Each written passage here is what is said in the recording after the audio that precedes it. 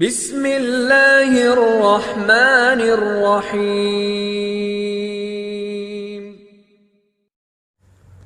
شیخ چلی بہت مشہور آدمی گزرا ہے جس کی بے وقوفی کی کہانیاں تو آپ نے بہت سنی ہوں گی۔ ایک دن شیخ چلی بازار جا رہا تھا کہ کسی آدمی نے تیل کا ایک کپا خریدا ہوا تھا اور اس نے شیخ چلی کو آواز دی، ارے میاں، اگر تم یہ کپا اٹھا کر میرے گھر چھوڑ آؤ تو میں تمہیں 2 روپے مزدوری دوں گا۔ شیخ چلی نے ہاں کر دی اور کپا اٹھا کر چل دیا۔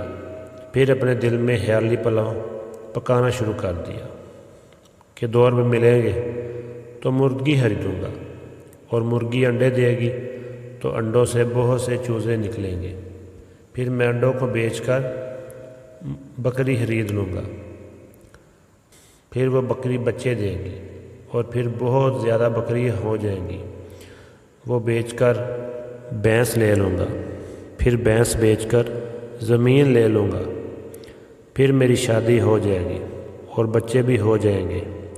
میں جب کھیتوں سے بھینس کے لیے چارے کا گٹھا اٹھا کر گھر آؤں گا تو بچے میری ٹانگوں سے چمٹ جائیں گے اور ابا آئے پکاریں گے، اور میں جھڑک کر کہوں گا، ہٹو ہٹو مجھ سے، اور چارے کا گٹھا زمین پر پھینک دوں گا۔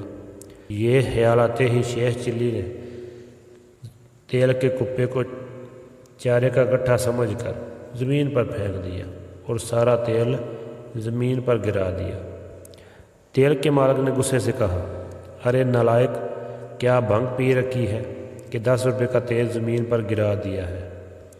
شیخ چلی نے جواب دیا، تم تو صرف 10 روپے کو روتے ہو، میرا تو سارا کنبہ ہی تباہ ہو گیا۔